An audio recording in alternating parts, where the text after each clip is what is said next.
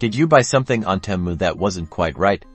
No worries, getting a refund is easier than you think. First, open your Temu app and tap on the U icon located at the bottom center or bottom right corner of your screen. This is your personal hub. Next, on the U page, find and select your orders. This will display a complete list of everything you've purchased. Scroll through your orders and locate the item you want to return for a refund.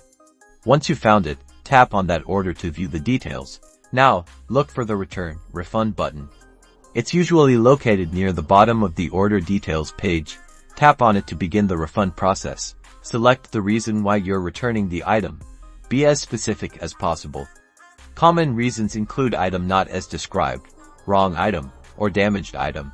If applicable, upload clear photos or videos showing the issue with the product.